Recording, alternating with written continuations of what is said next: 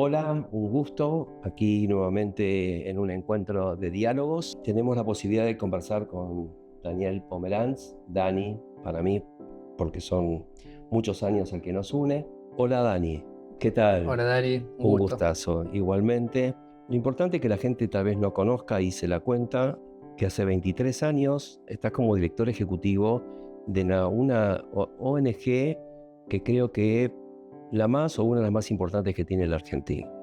Así que la pregunta es, ¿cómo es transformar lo que te ocurrió en algo que podemos ver diariamente en la dirección de esta institución que es la mía?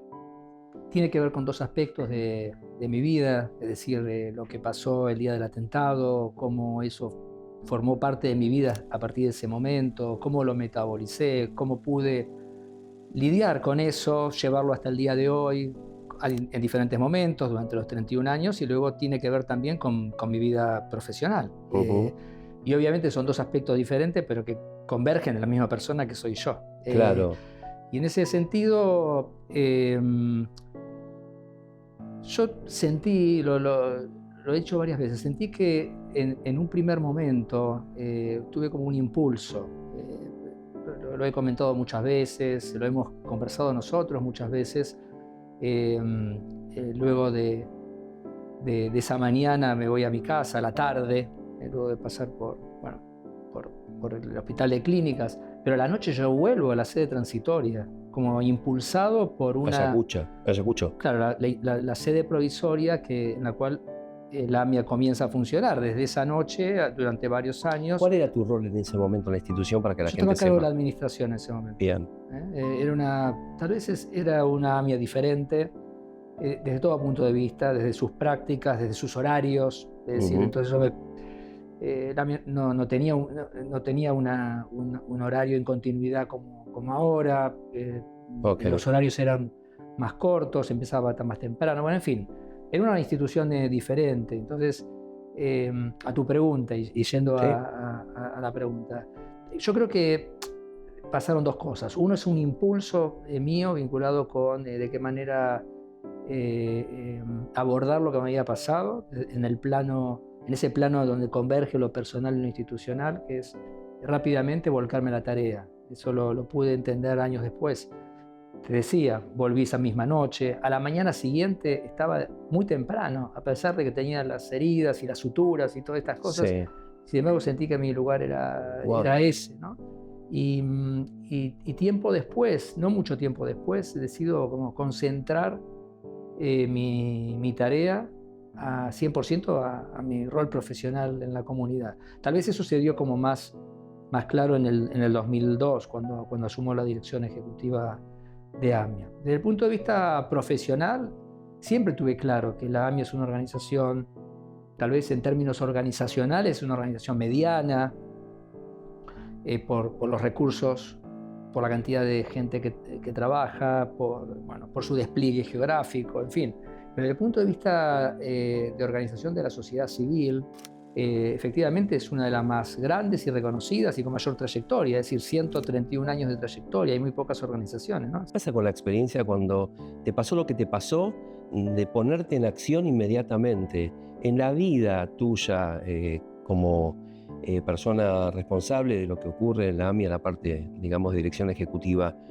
¿Dónde encaja la experiencia en tu vida? Como si fuese alguien que está como terminando o está grande, es fácil hablar de la experiencia, pero resulta que a vos se te disparó activar automáticamente cuando ocurrió el horror. Hay muchas maneras de enfrentar una situación de estas características. En mi vida personal, cuando yo recorro los momentos, los hitos de mi vida, uno recuerda el día que terminé la secundaria, el día que me recibí en la facultad, el día que me casé. Uno va teniendo hitos. Un hito relevante en mi vida, por supuesto, tiene que ver con el atentado. Forma parte de un hito insoslayable. Es decir, eso formatea la persona que soy hoy de múltiples maneras. Es decir, en algún sentido genera una relación diferente con la institución.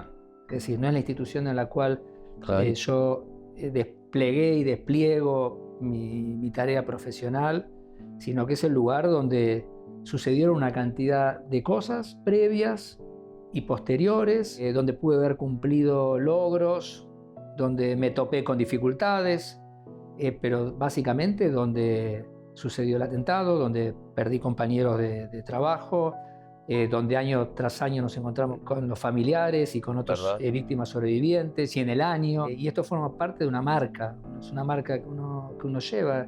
Esa marca se manifiesta de diferentes maneras, con la emoción, con la lágrima, con el recuerdo y también con el impulso.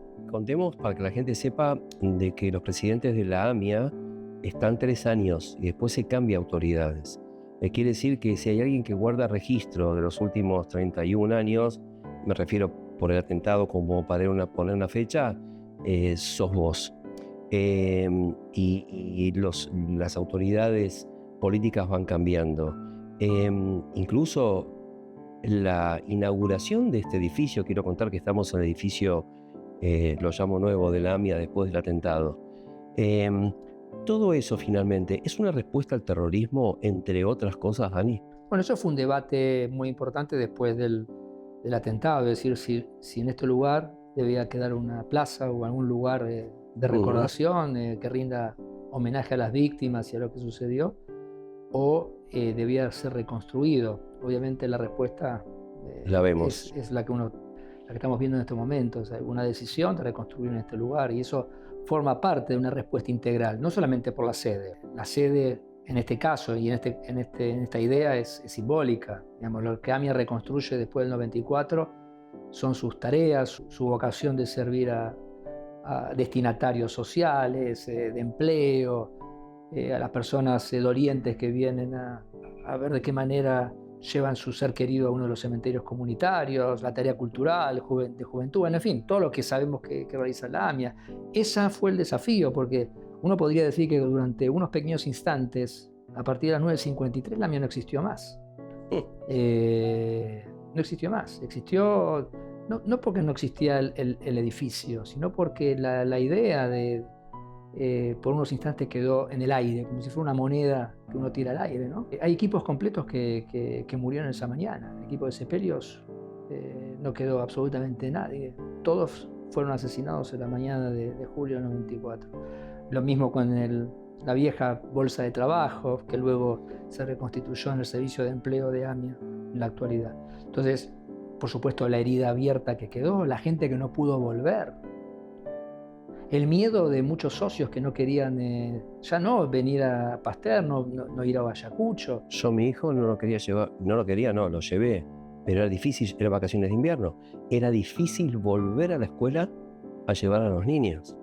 Te lo digo yo que no trabajaba en AMIA, sino desde afuera como un tema comunitario. Por supuesto. Lo recordarás. Por supuesto, la generación de círculos, ¿no? Como sí. Cuando uno tira una piedra y uno ve en el agua los círculos que se van. Por supuesto que lo central es lo que pasó aquí, las familias que perdieron a su ser querido, las víctimas sobrevivientes, la necesidad de reconstituir.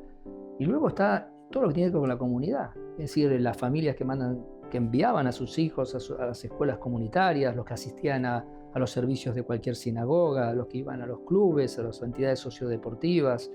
La necesidad de identificar a cada una de las instituciones comunitarias. Hoy está naturalizado, pero con los pilotes, lo cual generaba un signo evidente todo el tiempo. La policía en la puerta de cada institución comunitaria, es decir, hay toda una cantidad de círculos que se abren y que... Yo voy a confesar algo, yo trabajé en AMIA muchos años y tengo el recuerdo de no fichar al venir a trabajar porque había una cuestión del compromiso y la responsabilidad que cada uno tenía. Algo que yo, y te lo confieso, lo tomo también con el personal de mi agencia, de mi trabajo, que es la responsabilidad de cada uno, la seriedad de cada uno, más allá que con 300 personas si no se ficha es un desorden, pero yo compartí esa parte tuya que también me sirvió de ejemplo y fue una época extraordinaria donde cada uno sabía lo que tenía que hacer. Sí, los dispositivos de seguimiento de los colaboradores van cambiando, la pandemia ha cambiado absolutamente esto, digamos. Nos hemos dado cuenta que hay formas diferentes de desarrollar la tarea en el año 2025, que tiene que ver con el trabajo a distancia, que tiene que ver con otras modalidades, que tal vez el concepto de fichar es un concepto de otro momento. Pero yo entiendo a lo que apuntás. A lo que apuntás es que hay un compromiso, hay una cuota adicional que excede tal vez lo profesional, lo Eso lo laboral y que aprendí tiene que de ver con vos, compromiso. es verdad.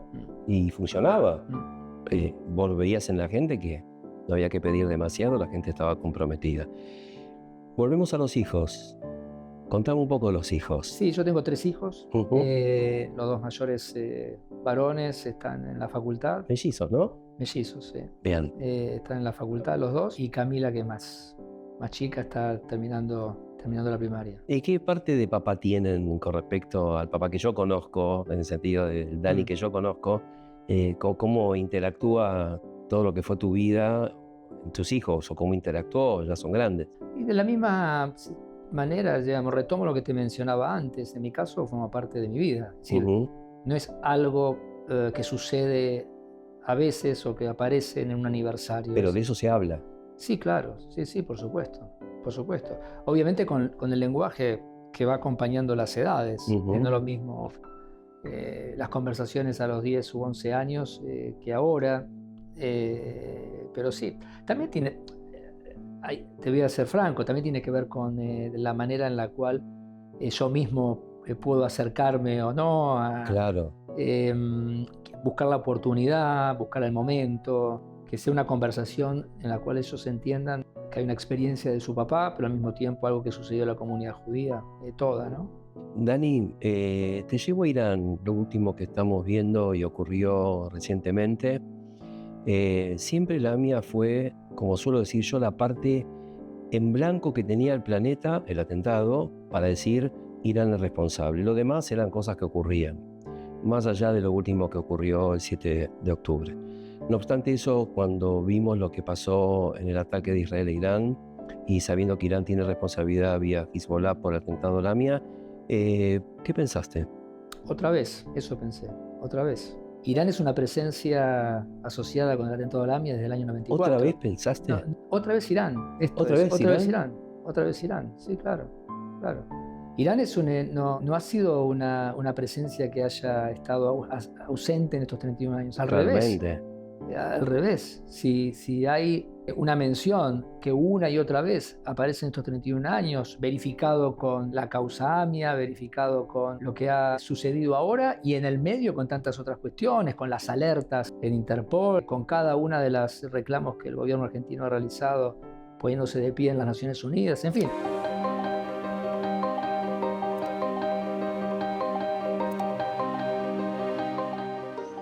Dani, hemos compartido varios viajes cuando yo trabajaba acá en la AMIA a los Estados Unidos, a los encuentros del Comité Judío Americano, y pude ver lo que significa AMIA para toda la región latinoamericana. ¿Podés contarnos vos un poco de qué se trató y de qué se trata eso cuando surgen estos encuentros? Sí, la AMIA participa en diversas redes a nivel internacional. Hay 2 que quería rescatar. Una, por un lado, el AMIA es integrante del Congreso Judío Latinoamericano. Por otra parte, somos parte del Instituto Latino y Latinoamericano, el Belfer Institute del Comité Judío de los Americanos. Sí. En ambos sentidos nos toca tener interlocución con colegas de toda Latinoamérica, ¿no? Desde Estados Unidos, por supuesto, claro. Pero en términos latinoamericanos, desde México hacia el sur, con lo cual, por supuesto, intercambiamos experiencias, nos asesoramos o recibimos consultas por parte de estas entidades y con el correr de los años se ha establecido marcos de confianza, por supuesto, entre todos nosotros. Con la oficina del Congreso Judío Latinoamericano, por supuesto, que tiene su sede aquí en la ciudad de Buenos Aires y con el Comité Judío Americano también. He sido testigo de, como vos decís, en su momento Venezuela o instituciones que entran en una crisis importante, compartir con sus pares y la experiencia AMI ahí es fundamental. Sí, no solamente temas de crisis, por supuesto, temas de crisis agudas, pero consultas vinculadas con la gestión comunitaria o fenómenos que son transversales, por ejemplo, el fenómeno del antisemitismo. Sí. Entender qué pasa en un lugar, qué pasa en otro.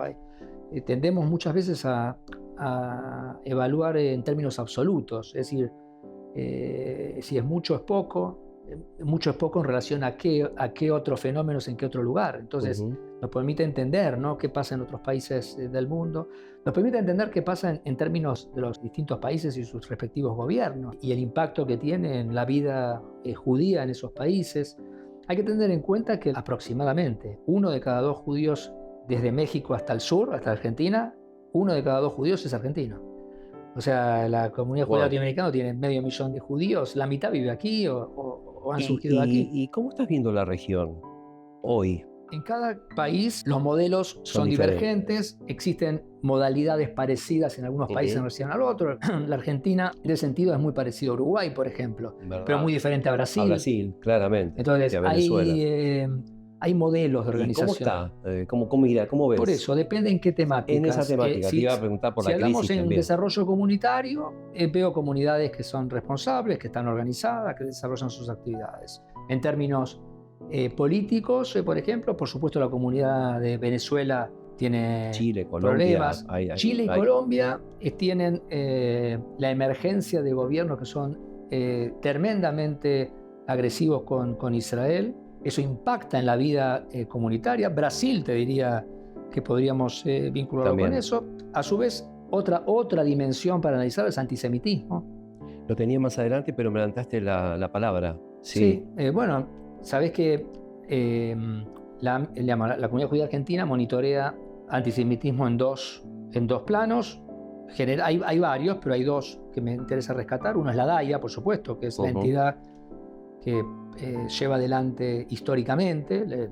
Y luego con la DAIA y con el Congreso Judío Latinoamericano tenemos el Observatorio Web que intenta entender el fenómeno del antisemitismo en las redes sociales, ¿no? Y obviamente se demuestra lo que está sucediendo a partir del 7 de octubre, el incremento que ha sucedido en diferentes lugares de Latinoamérica y en Argentina. En tus reuniones con la parte política, estos temas, por lo menos una vez al mes, ¿se trabajan, se hablan, se comparten? Sí, por supuesto, sí. En forma periódica es un tema que nos interesa. Insisto una vez más, es la DAIA la entidad de la comunidad judía que tiene la tarea del monitoreo permanente, ¿no? A nosotros nos interesa el monitoreo en las redes porque cuando nosotros decidimos empezar a monitorear el antisemitismo en las redes era un fenómeno emergente. Entonces nos interesó sumarnos a la iniciativa del Congreso Judío Latinoamericano cuando nos convoca, porque nos pareció que era absolutamente relevante entender los mecanismos diferenciales que tienen las redes por sobre el antisemitismo tradicional. Podría hablar horas contigo, pero no quiero dejar de preguntarte sobre la educación en la red escolar judía en la Argentina. La educación judía es un desafío, siempre lo ha sido, y lo ha sido por un tema que hace a la misión central de cualquier organización de la comunidad judía. El tema de la educación judía no es solamente un tema de las escuelas o un tema de las entidades sociodeportivas que abordan la educación no formal. Es un tema que cruza cualquier organización judía, porque en términos amplios, todas las entidades de la comunidad judía, aquí y en cualquier lugar del mundo, el objetivo principal es la réplica de miembros de la comunidad judía. Mantener a los miembros de la comunidad judía dentro de la comunidad. Esto es un ideal, una aspiración que tiene toda la comunidad judía. Ahora, si hablamos del sistema formal, de escuelas, bueno, es un tema que es uno de los pilares centrales de la tarea de la AMIA, seguir este tema. Hemos hecho una investigación muy importante con la Universidad de ITEL hace muy pocos años que nos permitió entender el estado actual de la red escolar. Hemos compartido con presidentes de escuela, con FEJA, con la Federación de Escuelas, por supuesto, con los directores de las escuelas también, y estamos prontos a lanzar algún programa que nace justamente de esa investigación. Ahora, en términos generales, me interesa mencionarte. La comunidad judía, hasta hace 5 o 6 años aproximadamente, fue disminuyendo con el correr de los años. Si tomamos arbitrariamente un año, por ejemplo el 2002-2003, los años del pico de la crisis social en Argentina, durante varios años hubo un decrecimiento en la cantidad de escuelas y un crecimiento en la cantidad de alumnos. Entonces hay un primer fenómeno para entender, que es el fenómeno, la dimensión organizacional de una escuela. Vulgarmente se llama matriculación, perdón que lo diga de este modo, tal vez para que se entienda, y si no te lo hubiese preguntado yo también. Si estamos hablando de la cantidad de alumnos que asisten. De lo que hablamos es la cantidad de alumnos que hace sostener una escuela. Eso, ahí tenemos una primera dimensión para analizar. Bien. Si nosotros nos remontamos a la época en que nosotros íbamos a la escuela, todo rasgo identitario, ideológico tenía una escuela. Había escuelas de 150 alumnos, 120 alumnos. Tal cual. Había muchísimas más escuelas, muchas de ellas con pocos alumnos, pero que representaban 450.000 judíos, decían en esa época. de Bueno, acuerdo pero a mi eso papá. no es más posible, salvo que cuentes con la posibilidad de sostenerlo, porque Ujú. el arancel no hace posible sostener una escuela de 150 o 200 alumnos. Claro, Eso es una novedad en los últimos años. La otra novedad es un tema demográfico. Hay un decrecimiento en la demografía en Argentina en los últimos, muy alta, en los últimos 15 años, la entiendo Buenos Aires, pero como decís en el en todo el país, país. también En ocurre todo en el el país, interior. sí. Está verificado en la ciudad de Buenos Mirá Aires y vos. en la provincia de Buenos Aires, pero es en todo el país. Sí. Ok.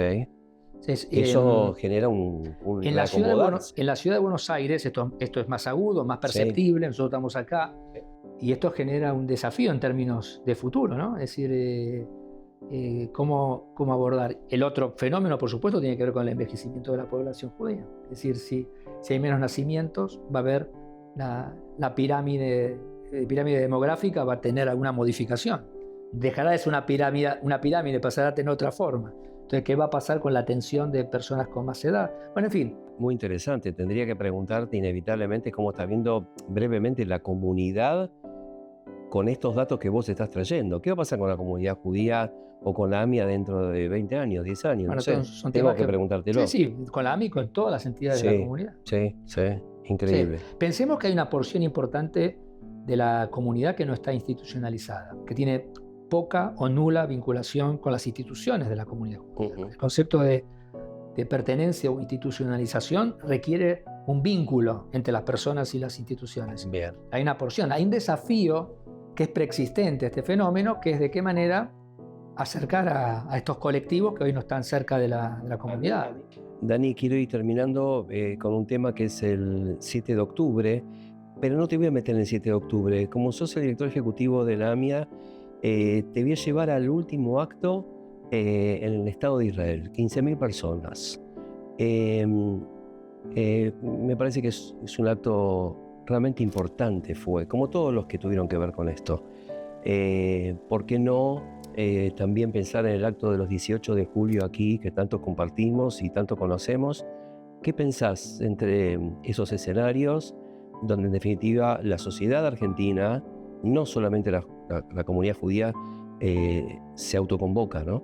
Sí, el 7 de octubre fue un sábado, el lunes 9 un acto. No hubo tiempo de convocar demasiado, porque el 7 de octubre del 23 era un sábado, era la mañana, estábamos todos confundidos. Cantidad de gente también. Sí, había miles de personas. Sí. Lo que te quiero decir es que muchas veces verificamos, y lo verificamos una y otra vez, que cuando la razón de la convocatoria es sentida, es compartida, la gente se moviliza. La necesidad de estar con el otro, la necesidad de reclamar con el otro, de llorar con el otro, de abrazar al otro, ese es un factor que hace a nuestra naturaleza humana. Necesitamos de esa experiencia, necesitamos estar juntos, reclamar, sentir. Estoy orgulloso de la AMIA, como lo estás vos, y quiero darte las gracias por este tiempo. No, al contrario, gracias a vos. Dani, te quiero. Gracias.